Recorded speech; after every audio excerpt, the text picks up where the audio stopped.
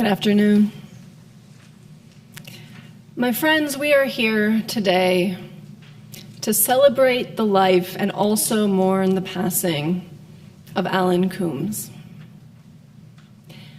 I did not have the pleasure of getting to know him in the past year since I've been here, but all that I've heard has just been absolute love and affection.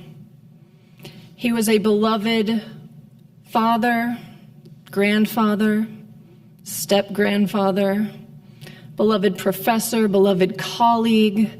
He was a veteran, and he was a beloved member of First Unitarian Church in Salt Lake City. In fact, serving as our president at one point. My friends, I think celebrations of life are fantastic. I understand the inclination to focus on the positive, especially for somebody who lived such a long and rich life as Alan. But I also want to acknowledge the grief that comes in a day like today. After all, Alan is gone from this life. And it is right and it is good to mourn and to grieve. If you find yourself mourning and grieving, I encourage you to reach out to others who loved Alan and grieve together. And my friends, there are circles of closeness when somebody passes. In the Jewish tradition, they're laid out very clearly. In that tradition, it is the job of people on the outer circles to care for those who are closer to him. So if you find yourself grieving, perhaps reach out to somebody who was a little closer to him than you. For instance, if you were a church friend and you happen to know a child of his or a grandchild of his, maybe reach out and see how they're doing. Because it's in taking care of one another that we can continue to carry on Alan's legacy. If you are new to the Unitarian Church, you might wonder what this thing is. It is a chalice. We begin our ceremonies and our services by lighting the chalice. And it represents a lot of things. It represents the fire of our commitment to our values. It represents the connection that we have to every other Unitarian congregation in the world. But when we light it in memorials and celebrations of lives and funerals, it also carries the meaning of the brevity and fragility that is life. Just as the flame burns for only a brief amount of time, so each one of us burns for only a brief and set amount of time. So as we meditate on that, we may feel our grief return. But as we know from Albert Einstein, energy can never be fully destroyed. It merely changes form and continues to move out into the universe. We now light the chalice for our service today.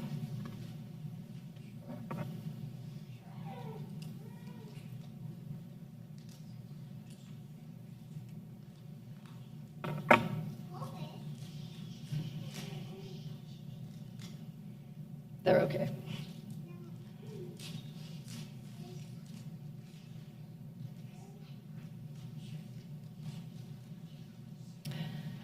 What a testament to Alan that I can only assume his grandchildren, great-grandchildren are here today making joyful noise. My friends, I invite you to join me in a brief meditation.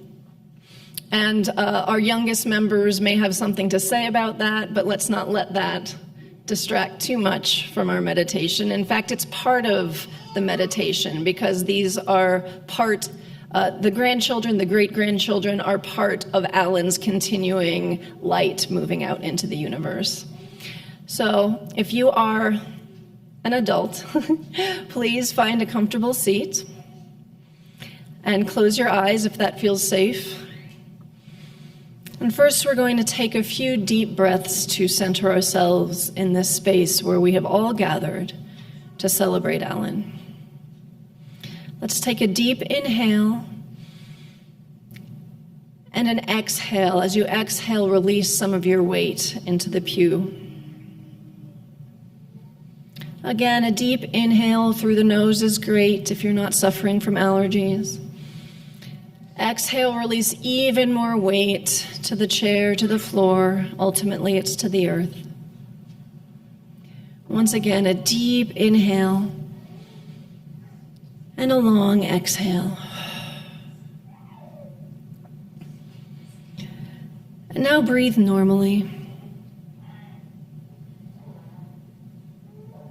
Feel the air on your skin, the clothes on your skin.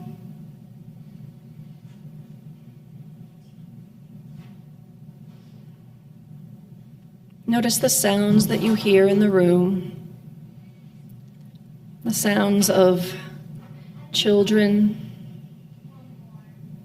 carrying on that light,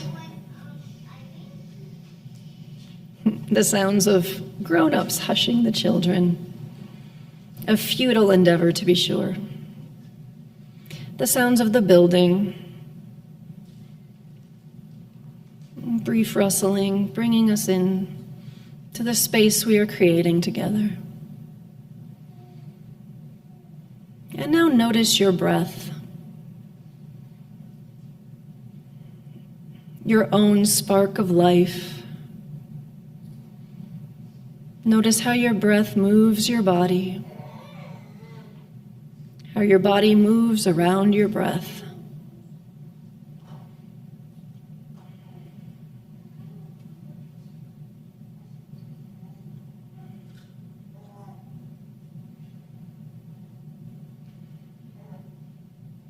And notice how we all in this room share the same breath, the same air.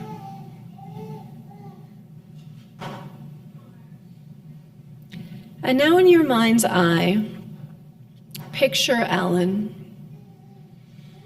If you knew Alan, picture Alan. If you did not know Alan, and if you are here for support of a loved one, as we go through this next section, I invite you to hold that loved one in your mind's eye, hold an image of them, and just shower them with love.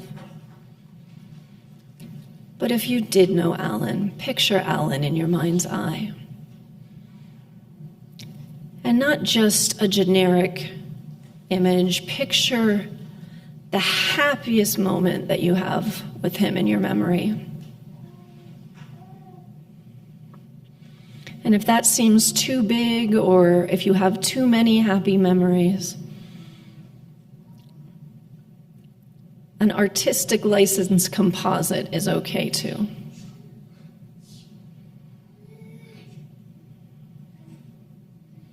Picture it like a frame from a movie, in as much detail as you can. His face, where he was, where you were. If you can remember how it smelled, put that in there too.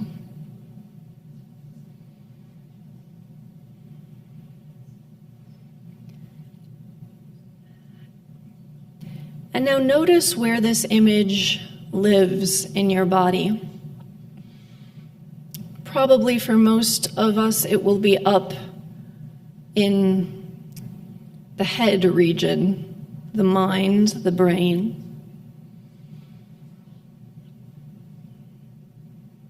I invite you to imagine holding that image. You can pick your hands up and literally cup it if it's helpful.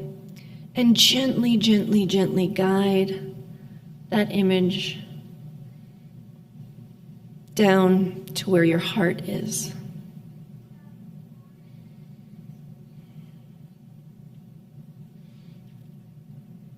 when you feel that image held in your heart space between your ribs, give it a hug, physical hug, emotional hug. Hold it, really hold it. And let the gentle pressure of your embrace begin to refine it, to press it down like coal into a diamond, until it is a gleaming, glowing, shining jewel in your absolute favorite color.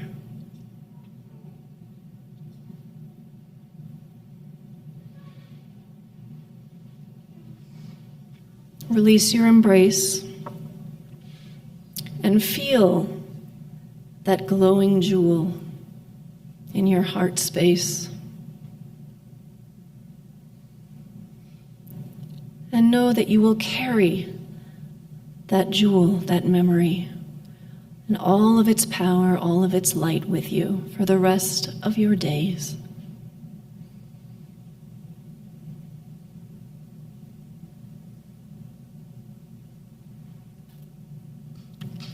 Begin to bring awareness back into the space. You can deepen your breath if it's helpful. Maybe take another deep inhale and exhale.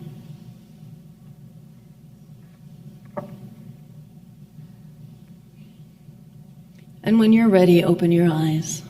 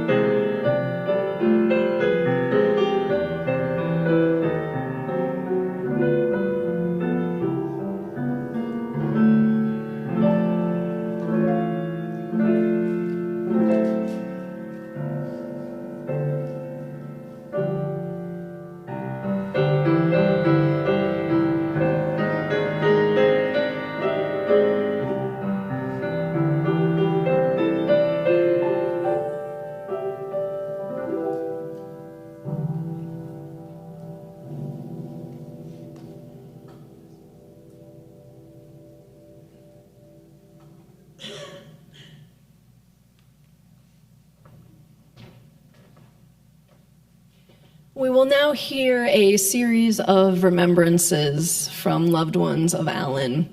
And I would like to point out that we have two pulpits, and both are equally good.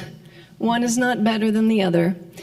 This pulpit is for people who really want to climb the thinnest and tallest stairs in the United States.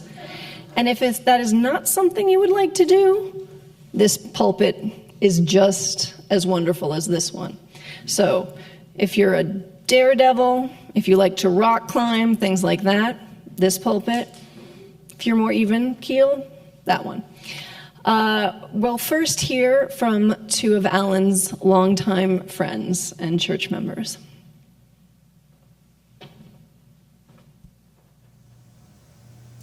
Hi, I'm Tim Chambless. I wanted to take a few moments, feel very honored to be able to talk about my friend Alan Coombs. I wish I could be there with you. I'm recording this on August 15th. I'm not with you on August 24th. And the reason why is that I'm, on August 24th, going to be in Minneapolis after attending the Democratic National Convention. And I can explain why in just a moment. But I want to say that my friend Alan Coombs, I first met him as my professor in 1973, took a number of classes with him, and then in this church in December of 1979, I came here for a funeral, and I saw Alan sitting in the pew and talked to him afterwards. Came home, told my wife, whom I had seen, and she said, "We're going." So Kathy and I have been members of First Church since now for 45 years. I wish I could be able to share with you my perceptions, my appreciation to Alan as my professor, as my friend, as a member of First Church for all these years, as a mentor. Alan was the chair of my PhD committee. I would not have a PhD and a doctorate without Alan as my very understanding chair of my very lively committee. For 2 years, we would meet on Friday afternoons in his office on campus, going through his bookcases, taking books home for the weekend. He really schooled me on American political history. See, I'm a generalist. I love history and government, and political science, and law, and journalism, and languages. And Alan understood that I had so many interests. But more to the point, he's been in my home, I've been in his home. I remember his kids, Carol and Jim. Margie and I served on the church board. I served on the board 3 times. Margie and I sat next to each other during board meetings for years. I miss him. You know, he was a good and decent man, kind man, positive. And you know, something else about Alan was that he had a great sense of humor. He would write skits that he would perform here in church, where he was playing the role of different presidents or different public figures. And I was his foil, out there in the audience, asking questions, feeding him softball questions that he would then knock out. He was fun to be around. We talked about politics and history. We had that love in common. We talked about political conventions. I wish I could talk to him about what I'm going to learn as an elected national delegate for the Democratic National Convention in Chicago that's going to happen all next week. I'm there. And I wish I could share with him all the people I will meet, the networking that will take place, what I will learn. You know, this is in large part because Alan Coombs inspired me and gave confidence in me to move on and be a professor at the University of Utah. In fact, there were times when Alan had scheduling conflicts, and he asked me to substitute for him on an occasion in his classes. So I was happy to do so. So today, here I am, and I speak to community groups, I speak to library groups, I still teach my class at the University of Utah, Current Issues in American Public Affairs and Politics, a class that Alan could have taught far better than I do. And I teach it in person on Zoom. He inspired me. And this is what I want everybody to know about Alan Coombs, how he impacted my life. Again, I wouldn't have the role I have as a professor, the doctorate and the things I've been doing without the help, the guidance, the insight, the encouragement of my friend Alan Coombs.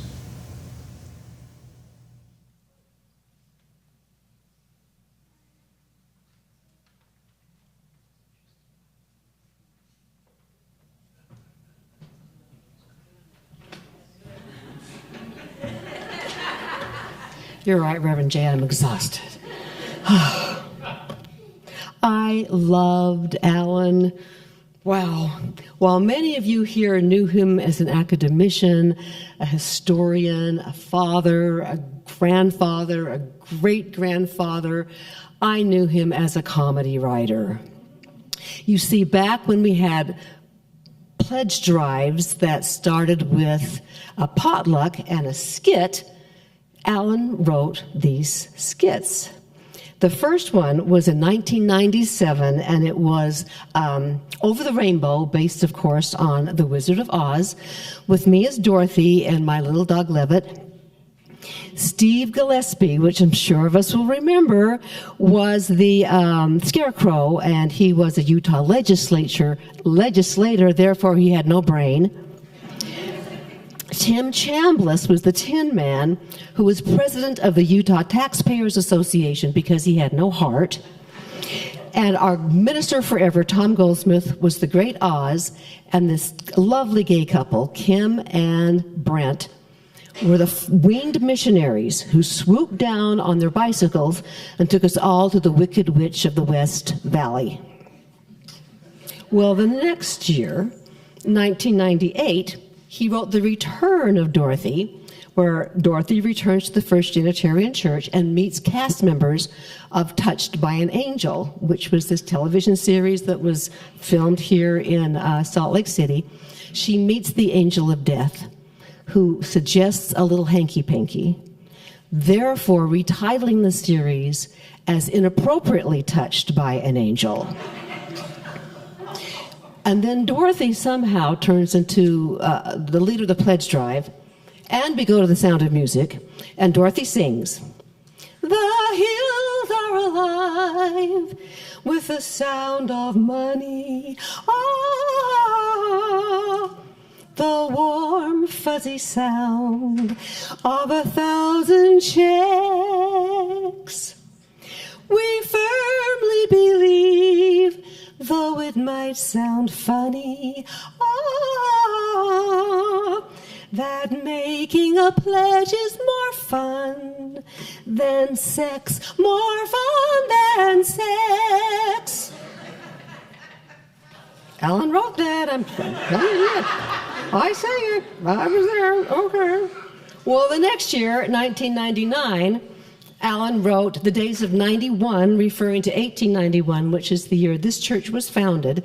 And of course, there were pioneers led by the prophet, seer, and elevator, Brigham Goldsmith, who had a vision of a liberal religion here in Salt Lake City.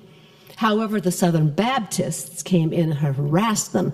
Some of you might remember that the Southern Baptists came here and harassed people at the temple, the Mormon temple, where they were harassing us in this skit. But we loyal UUs had our lack of faith to sustain us. And then we sang, "Come, come, UUs, no missionaries fear. Sip your wine, drink your beer." See, we used to make fun of the missionary. I mean, we used to make fun of the Mormons. We don't do that anymore. It was really fun. But we don't do that anymore. We don't make fun of the Mormons anymore, except in the next year, 2000, when Alan wrote The Church Odyssey, which featured prehistoric missionaries who encounter another small band of prehistoric creatures and immediately try to convert them using grunts and squeals and flannel boards. And then we swivel to Star Trek, and the narrator said, "To boldly go where no church has gone before," and then corrects himself and say, "To go boldly where no church is gone before," because as we all know, because we're smart and and the descendants of Alan Coombs and Unitarians, that was a split infinitive and could never go in a Unitarian script. Okay. Well, I could not be in that particular one. Oh, there was also Obi-Tom Kenobi, because then we went to Star Wars, and Jabba the Nutt, and Princess Lily. It was going to be Princess Rebecca, but I had a Saliva Sister gig, and so that role was taken by Lily Eskelson. Yes, the Lily Eskelson. And I was not missed. Well, after 4 of these skits, Alan said, why don't you try it? So I did the next skit, and after that, there were no more skits done at the First Unitarian Church. Now, I tried not to take that personally, but I think it was because no one could write a Unitarian script like Alan Coombs. Now, a few years ago, I was with a few of us, and we put together a skit for our auction. It was the modern Unitarian to the modern Major General from Pirates of Penzance. And I knew that I had to have Alan in this. I knew I did. So he came in to do his part. He sat right there in the pews to sing his part. And I didn't know that he could sing, so I said, Alan, you don't have to sing this. And he got really affronted. And he said, Becky, I have sung for 10,000 people. I have no doubt about it. He nailed it on the first or second take, and we're going to be able to watch that in just a second. I just want you all to know that Alan was kind, just like Tim said, but he was also so funny and had such wit and grace, and I just loved him.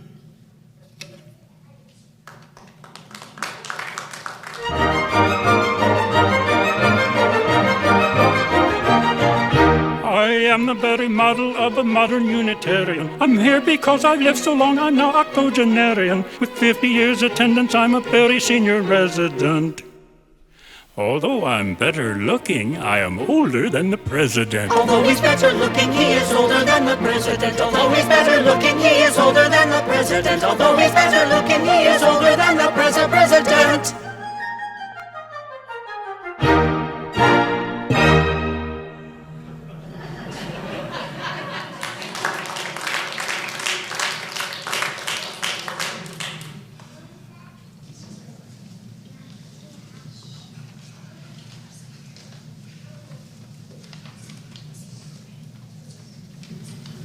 I have no idea why I put myself in the program following my dad. He has always been a very hard act to follow. I'm Carol, and I'm his oldest child, his daughter. First of all, I want to thank everybody for coming. It is so meaningful to me and to my brother Jim and to our family to have you here. I was kind of walking through a lot of this in my mind last night, and I realized we had people come in from California, Oregon, Washington, Arizona, Utah, of course, Montana, Wyoming, Colorado, Kansas, Illinois, Tennessee, Pennsylvania, Massachusetts, Connecticut, Florida, and I've probably missed some, but we have had people come in from all over to honor my dad. And it's just really meaningful to me that people would travel to do that. Now, this is a very hard speech for me to give for many reasons.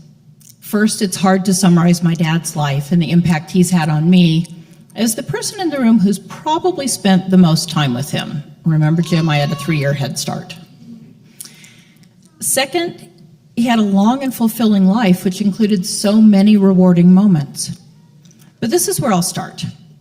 When people measure a good life or talk about what's important in life, they often say they want a close and loving family, a rewarding career, time for recreation and travel, and wonderful friends.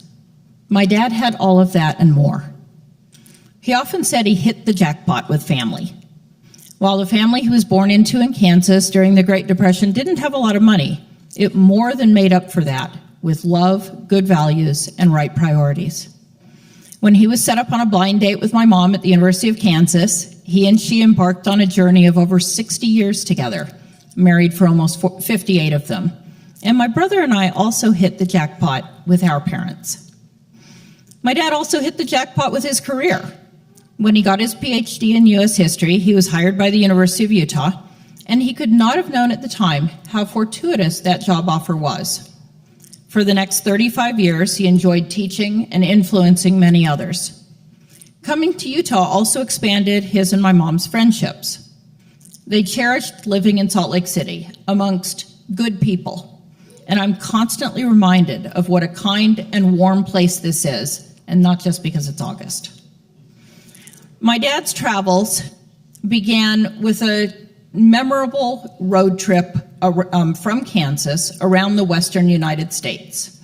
And this kind of gave him a travel bug. This was a trip that he took when he was in high school, I think, well, maybe even middle school, with his nuclear family, which also included his older brother, Fred, who was 5 years older, and his parents.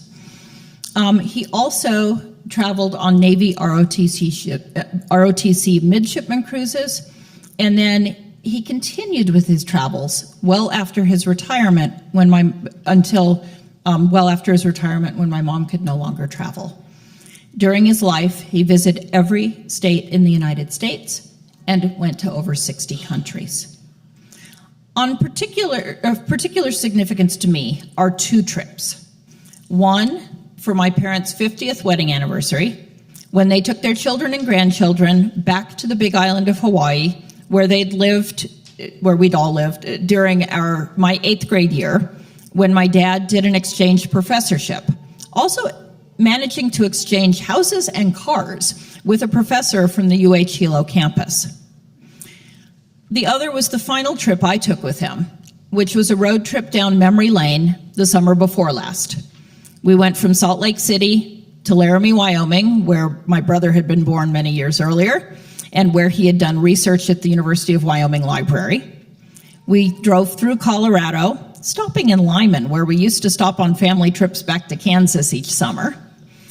We drove south to Ness City to see the Williamson farmland and to visit with my third cousin, before going through Hutchinson, where my parents had gotten married, Wichita, Abilene, we had to go to the Eisenhower Presidential Library, and then on to Topeka, where we got together with my dad's cousins who were in their late 80s and early 90s. We then went on to Holton, Kansas, and the family farm, and saw various grave sites.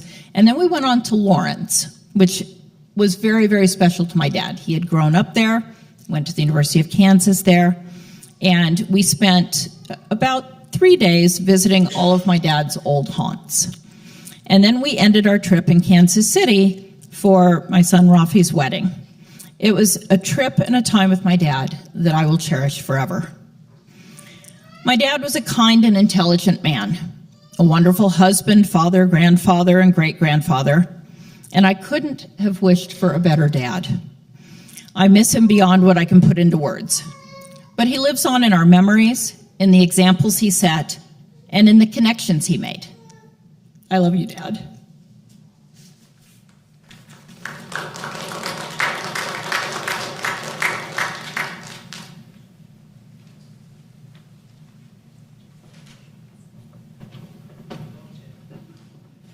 I'm very insecure following Carol, so I'm trying to make up for my insecurity by speaking from a higher pulpit.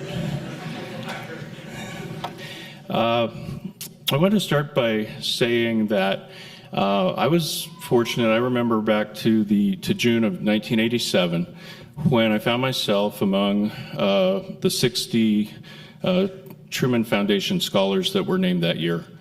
And we got to see all these congressmen, senators, a Supreme Court justice, and just really got a civics lesson from the best. And I remember that we met with a representative named Frank Wolf from Virginia. He was throwback now, a very moderate Republican who got elected something like 14 terms in a largely blue district. And he came out with a cassette recorder, and he put on the Harry Chapin song, Cats in the Cradle. And I was blown away because my dad had taught me that song, and it said clearly to me throughout high school, college, and all the years that followed, that if parents give their children real quality time in their formative years, I mean, from essentially 1 to 18, their children will want them in their lives for the rest of the time. And so I took that to heart, and I felt like I was paying it forward when I tried to do the same for my children, because our parents were so communicative and loving and always there supporting us in every way you can imagine. Carol stole a couple lines of mine. I remember saying at my mom's 5 years ago that Carol and I often felt we won the lottery. I think I like jackpot better.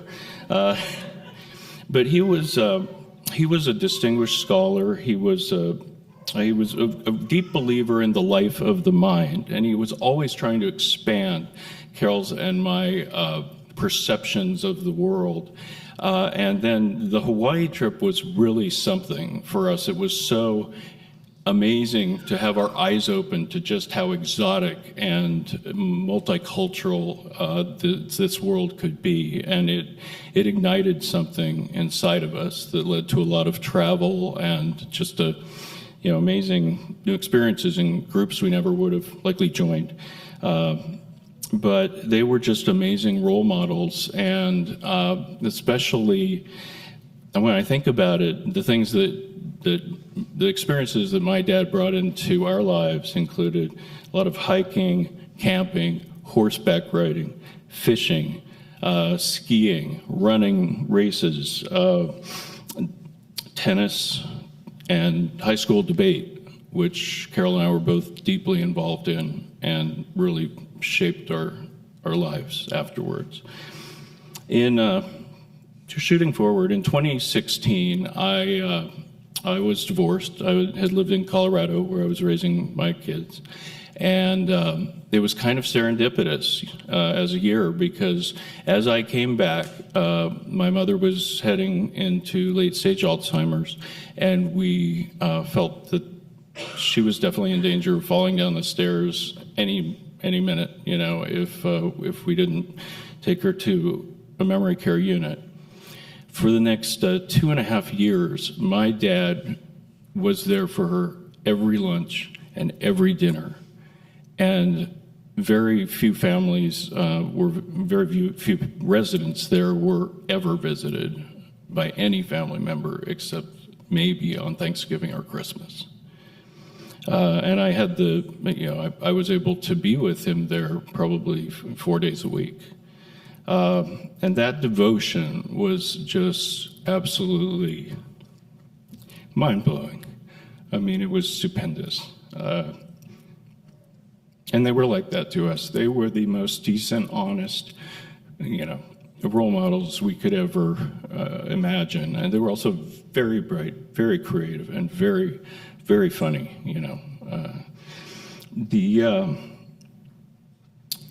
The last 5 years with him after our mom's passing, Carol keeps saying, my dad, and I say, our dad, were priceless. And Carol kept him traveling, to all of her kids' weddings and to meet his great-grandchildren, which is a rarity in our family.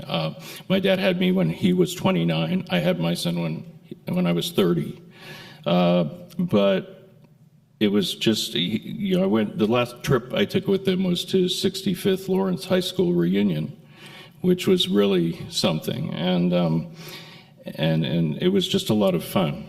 We almost got killed on I-80 coming back, but, survived. Anyway, it was finally his time to go to memory care, and his cognitive test showed that was pretty clear. For example, he would answer that he was 47, and I'd be, Dad, I'm 10 years older than that. Stuff like that. His memory care staff absolutely adored him. And when he had a crisis, any sort of a health crisis, they would be in tears, and it was so touching. And Carol and I shared his last hours by his side, which was also priceless. In a process, what we witnessed was giving him eternal peace. No pain, just resolution. So, since Groundhog's Day, which was the day he passed, I have been caretaker of our family home, and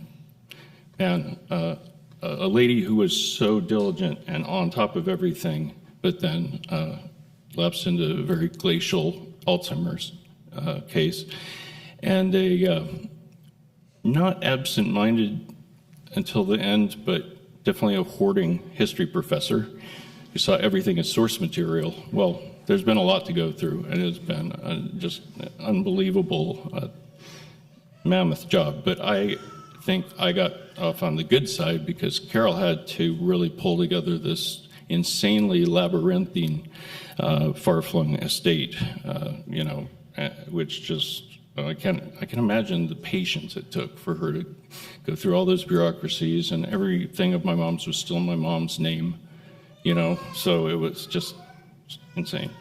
But one of the things that I found, actually Carol's husband Brian found just in the last week, was something that just blew us out of the water. It's the 2/3 of a page manuscript titled "To Be Read at My Funeral," which we could immediately recognize was his writing. So I'll close with his words, while saying Carol said, spoken for me too, in terms of how much I miss him and loved him, and will always cherish him. So my dad wrote, date unknown, place unknown. Whatever may be the truth as to the immortality of the human soul, few will have any considerable doubt as to the transient mortality of the human body. My own, it will be clear to you upon this occasion, was no exception. That, it seems to me, is cause for neither great grief nor, I would hope, great joy. It is merely a fact. The body is dead. Why then do friends gather together on an occasion such as this one? At one level, it is to share the natural impulse that tells us that one who has been among us, has been a part of us, should not take leave of our company unnoticed. Some decent observation is in order. In another sense, the passing serves to remind us of our own mortality, something we usually succeed in ignoring for most of our lives, but something it is wise to ponder from time to time. But I suspect that most of all, we all come together to reaffirm the meaning of life itself, that each of us passes this way for some reason. We seek to reaffirm that every person makes a difference, and that the world would have been a different place, perchance a poorer place, had they not passed this way. We also reaffirm that in at least one sense, in the memories of those he touched, the deceased does in fact live on and continues to be felt. And that, if true, is enough. Thank you.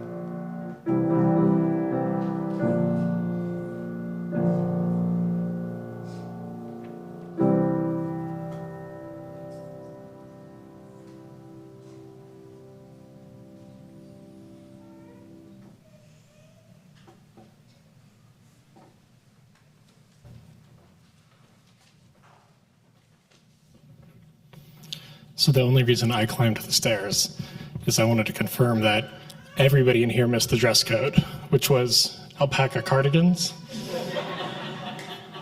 Anyone? Grandpa always had a great sense of humor, as was noted earlier. I'd just also like to share that some people might find his sense of humor a little bit dark. Yeah, every time we would come to Salt Lake City and we'd go to a restaurant, Grandpa would pick up the tab. And every time we would say, "Thank you, Grandpa," he'd look at me and he'd say, "It's coming out of your inheritance." He came to Seattle a couple of years ago for Passover, and Elizabeth and I were the ones that rented the car that we were driving him around in. And there was one circumstance where we were driving where I was in the driver's seat, Grandpa was in the passenger seat, and both my wife and my mother were sitting in the back seat. And they critiqued my driving a little bit, a couple of comments from the back seat. And Grandpa leaned over and said very loudly, "Don't worry, David. In Saudi Arabia, they wouldn't be allowed to drive."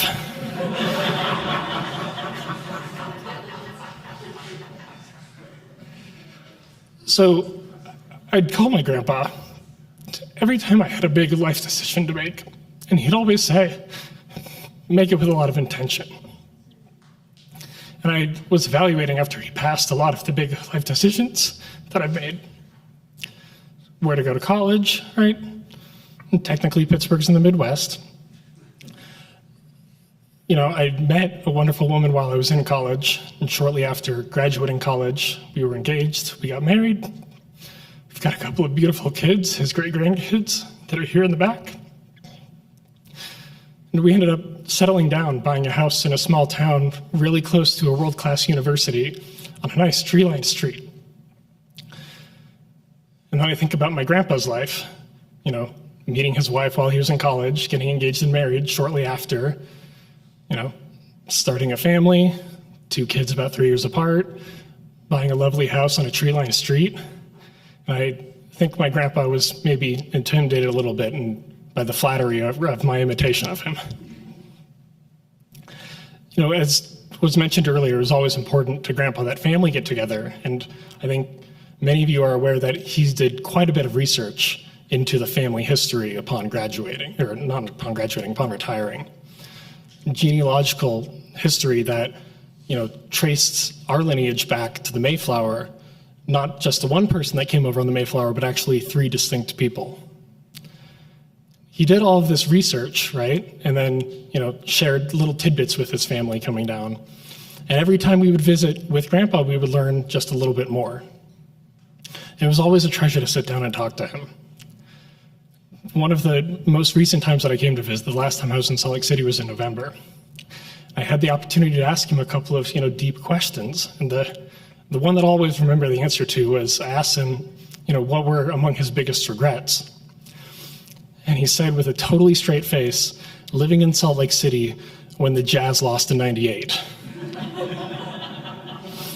And I think to myself, that's a beautiful life, right? If the worst thing to happen is your team didn't win the NBA championship. And I said something like that out loud, and he looked at me and he said, "David, you're a Celtics fan."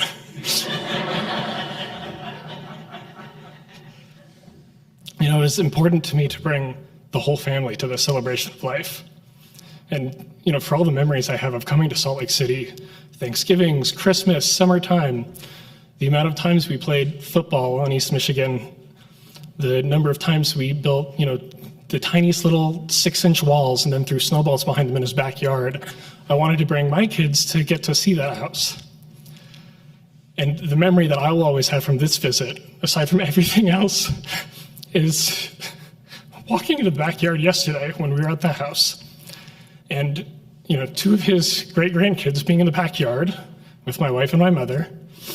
And there, my son has dropped trow and is taking a tree pee in the backyard.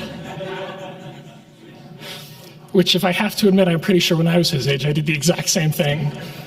That's the power of genetics for you. No, it was always important to Grandpa that family get together, right?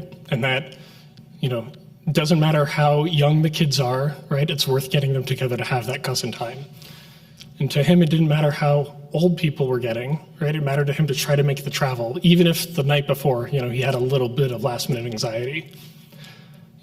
the last trip that my grandma ever made was to come out to our wedding out in the Seattle area.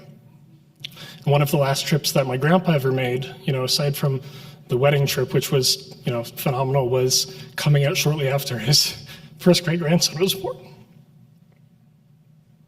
I hope that when some of the family history is passed on, one of the things that was important to me when Solly was born was passing on his name. A fun fact, we always refer to him as Grandpa Allen. His first son, my Uncle Jim Coombs, has the middle name Allen. My middle name is Allen, and Solomon Allen Kaplan carries on his name. And I hope that at one point, Solly asks why his middle name is Allen, so that I get to share the story of his great-grandpa, who I know he will treasure deeply when he looks back at all of the photos and memories. And I can only hope that for the same way that I've kind of copied my grandpa's intentional decision-making, that Sally and Nate get to do the same. Thank you, everyone, for coming here.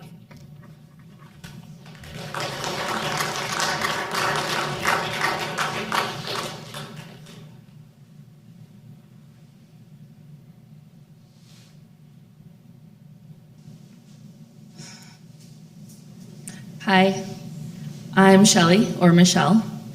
I was Frank Allen Coombs' first granddaughter. My brother and I call him Poppy Poppy.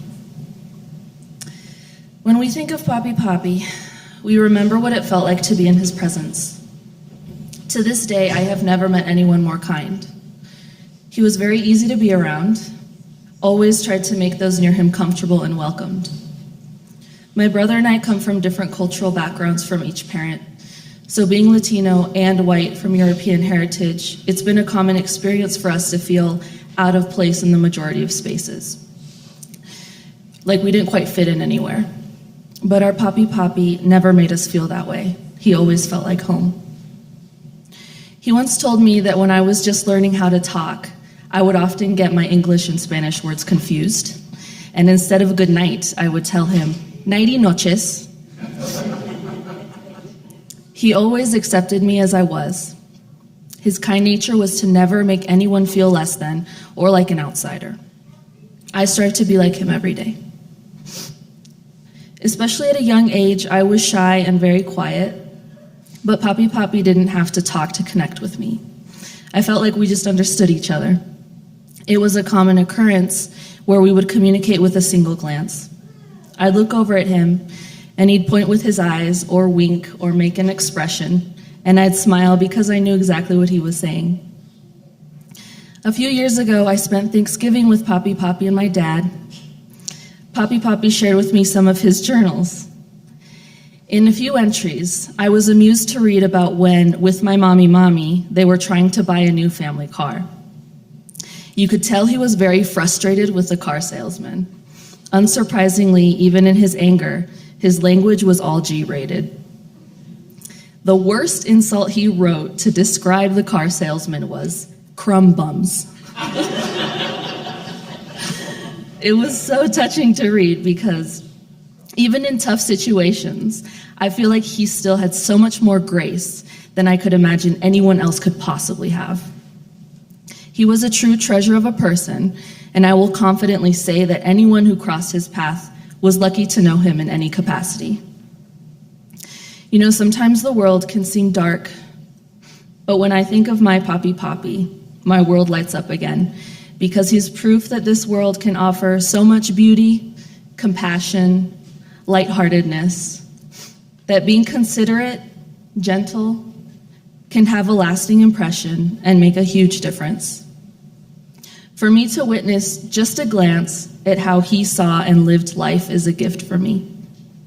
Thinking of him always restores my hope in humanity.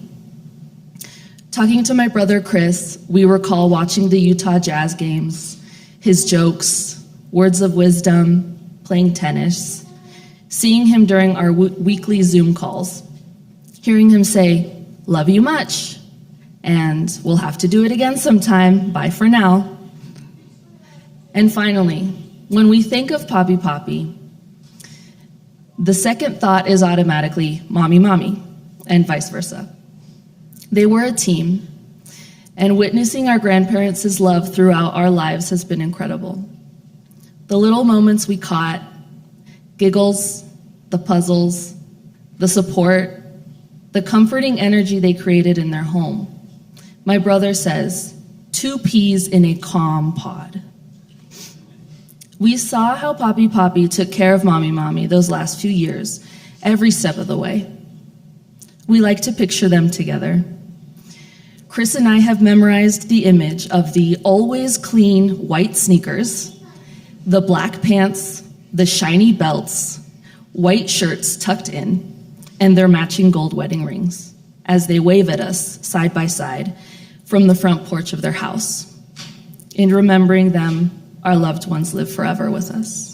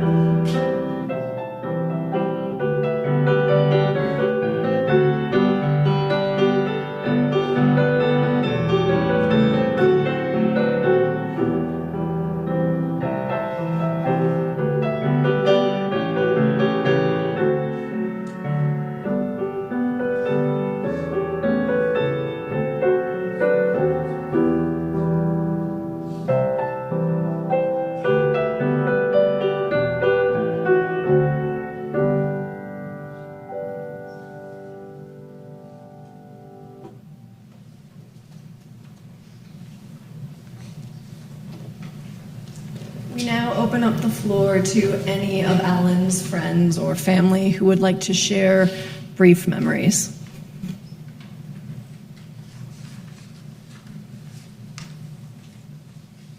I've had more than ample time to speak from the piano, but about 30 years ago, I don't remember if Alan was on the search committee or the board, but when this church decided to bump up their music department, they came after me.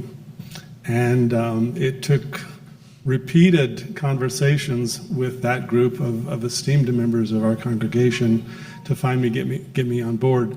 And from day one, Alan and Margie were tremendous advocates of what we were doing here at the church, in the music department and otherwise, and it never ended. They continued to support the music ministry here at the church with all of their hearts, and they had kind hearts, as we've heard more than once today. So yeah, he'll stay with me for a long time, I think.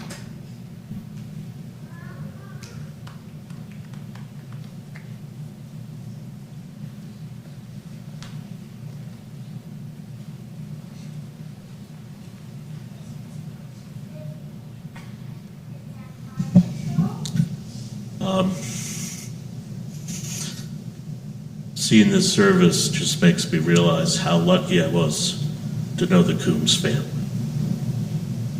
I mean, all 4 of you, and all of your sons, daughters, and grandchildren. So I got really lucky, and to be honest, we were all pretty lucky growing up in the neighborhoods that we did, being children of professors at the University of Utah, and this church, which is a big part of this community. And boy, Mr. Coombs was a really big example of that. And seeing this service, my mom's come out here over the years, which I'm very thankful for. And being at this service makes me realize that one of the big regrets I have is not me coming here more. And so what I'm saying is that Mr. Coombs was a big part of this community, and so was Mrs. Coombs.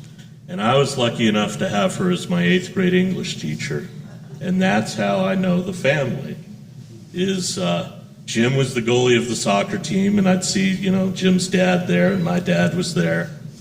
But I got along better with Mrs. Coombs than any other English teacher I had, and practically any other teacher I had. She liked me, and I did well for her. And I didn't always do that for other teachers. And by virtue of all of that, she suggested to Jim that I be his debate colleague. And we did really, really well. And that probably might not have happened if Carol had not have been in debate first. And we sort of got a lot of support from older kids, and that was a big part of our success. But what I realized today, thinking about it, was Mr. Coombs was in the background, and there was a partnership between Jim and Mr. Coombs in terms of putting together some of the things that allowed us to be so good. And the biggest thing was Jim was a prodigy. Flat out. You know, the Coombs had really remarkable kids. And I just feel so lucky, you know, to have been able to experience that. It would not have happened otherwise for me. And by virtue of that experience, renewing the friendship a few years later, and this has been the big friendship of my life. Jim's like a brother to me. And I was extremely lucky to go to Ecuador, and I'm so happy that Brian and Doug are here, because Ecuador was one of the big experiences of our lives and led to so much in terms of the Coombs family. Thank you.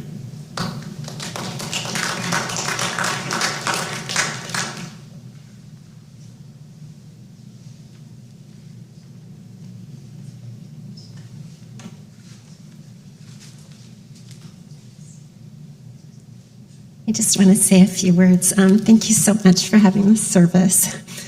I have so many memories of Uncle Alan being the most wonderful uncle when I was a little girl. And Carol and Jim lived there with us in Champaign-Urbana for a little while. And then over the years, coming to Salt Lake City and see what devoted care both Uncle Alan and Aunt Margie gave to our grandparents for so many years. It was so beautiful to see that. And then get to visit and see the loving, devoted care that Uncle Alan gave to Aunt Margie. I've never seen anything like it.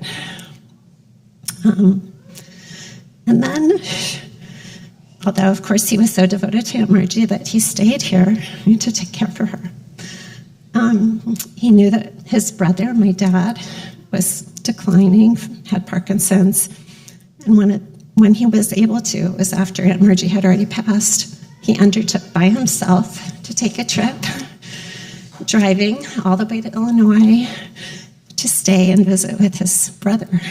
And for several days, he and his brother just talked and talked and talked. So many memories. I imagine talking about politics, and they'd be talking about the election now, I'm sure. So just thank you so much. And I'm so happy to have had him, Uncle Alan.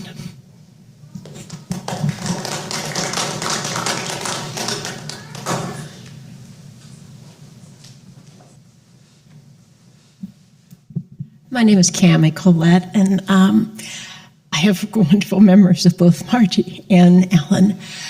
But the one thing I remember the most is Alan's ability to act. We had the play, The Night Thoreau Spent in Jail, performed in Elliott Hall. And he was Deacon Ball, the stern man that felt that Henry David should definitely pay time in jail for not paying his poll tax. But he was amazing at acting and his humor. It was just great. But the memory of spending that time with him, and there are so many more, but that's the one that I just wanted to share. Thank you.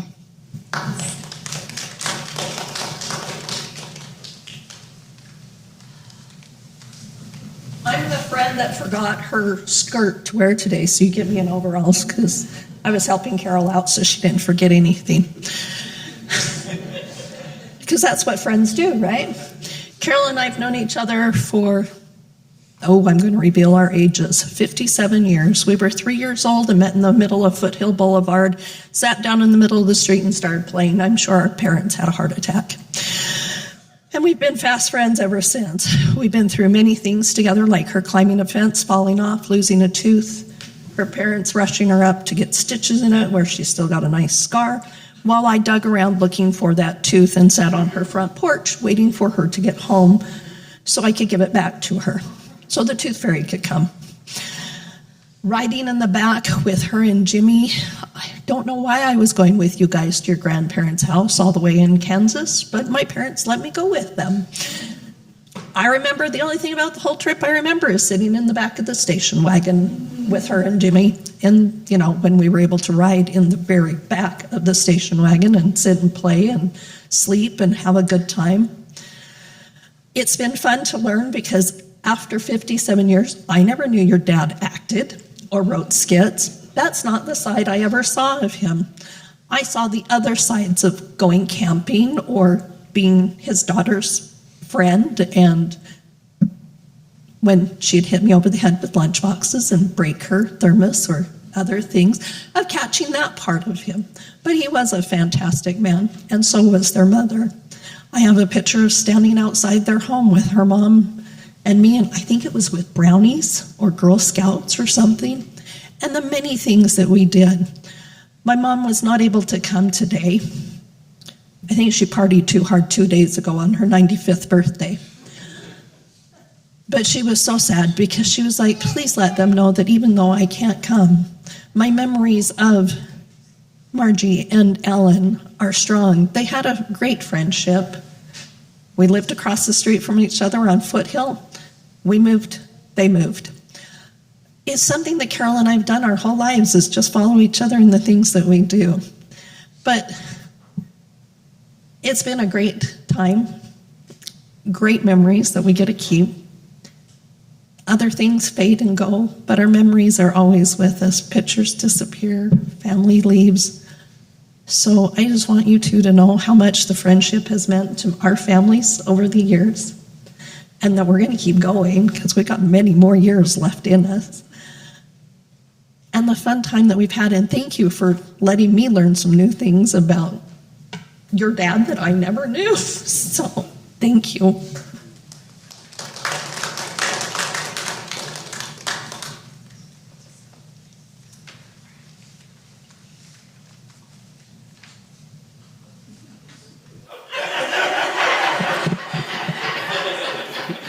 Hi, I'm John Holly Williamson. I'm the brother of Margie and the brother-in-law of Alan. I got to live through the experience of them dating when I was in high school, when they were in college. And Alan would write these incredible letters to Margie, pages and pages, when they were separated. And then Margie would read them to us all in the family living room. And Margie and my mother would laugh hysterically, and my brother and I would go, what the hell are they laughing for? Well, it was a very interesting sense of humor they both had. They both were at the top of their class. Both are very, very smart, very intellectual. And quite frankly, I didn't really see what Alan saw in Margie, I don't know why they got together. But anyway, Margie and I, she was very meticulous, and as I see through her children too, things that carries on, generational.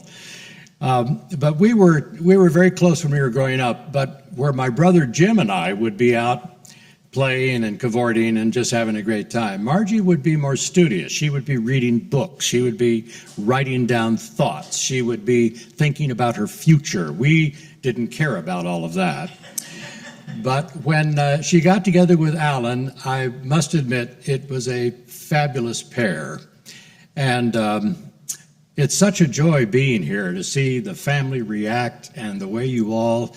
I learned a lot about Alan, even today, and how you felt about him and what he said and how it affected the children and the grandchildren. It's very exciting for me. Margie died in 2019. From Alzheimer's, 3 years of Alzheimer's. Our mother died of Alzheimer's, lived with it for 12 years. And my grandfather, my mother's father, died of Alzheimer's as well. He had it for about 5 years. But so I had not learned about this when David and Chris got married. Margie had the first developments of Alzheimer's, and Alan came to me and he said, "Now you may find something a little strange about your sister." And sure enough, she walked up to me and kind of have a glazed look in her face, and she gave me a big hug and said, "I'm your big sister." And I thought, well, that is a little strange. And the fact that I knew then that she had Alzheimer's and or dementia as a case. And my grandfather wasn't called Alzheimer's, it was called hardening of the arteries at the time. But so it was difficult for me to accept that because I didn't really have a chance to spend any time with her before she was pretty well on her way with this terrible disease. Then Carol contacted me years later and said that Alan was starting to falter. He was having a little bit of dementia and a little problem. So I made a special trip out there last year to Salt Lake City here. I say out there, here in Salt Lake City. I forget where I am. And spent a couple of hours with Alan. And I noticed right away that his balance was shaky. He still had his great sense of humor. And I was going to take him to lunch. And he said, "I don't think so, John. Maybe we can just get something here." And I said, "Would you have stuff for lunch here?" He said, he thought about it for about 5 seconds. And he said, "Nope, I don't have anything here." I said, "Okay." So we sat down in the living room and talked for a long time. And I could see, actually when I greeted him, I could see that he had lost a lot of weight. He was a little shaky. His balance was not there. But he still had his mind. His mind was good when we talked. And just as Shelley said in her little talk, I knew that he wasn't going to be around much longer. I had that feeling that, like my parents and my sister, that he wasn't going to be around too much longer. So, but he did say to me, "Well, John, thanks a lot for coming. We're just going to have to do this again sometime." And that's how positive he was. But anyway, thanks, Carol, for inviting me, and wonderful to see the family together. This has been quite a joyful occasion. Thanks.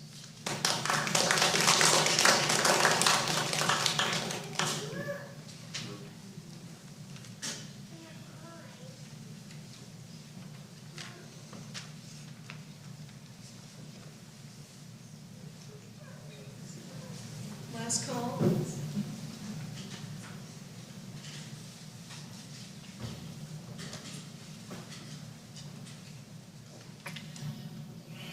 My friends, we just heard over an hour's worth of stories of a life absolutely filled with joy and love. And we can all be grateful, for it is far too rare in this world that somebody so full of love and curiosity gets to live such a full and rich life surrounded by family and friends.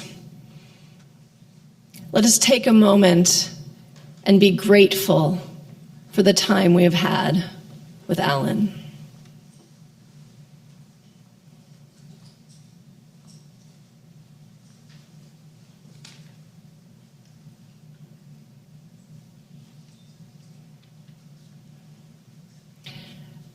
As we extinguish our chalice this afternoon, Alan's light need not be extinguished completely.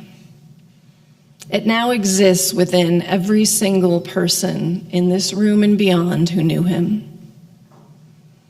And it is now your sacred trust to carry it forward into this world as he would have wanted. And the stories need not end either. You are all invited to the reception in there. Continue connecting over your love of Alan and love of each other. And remember, as you go back to wherever it is you came here from, you can still reach out to others who knew Alan and who carry his light with them. May it be so.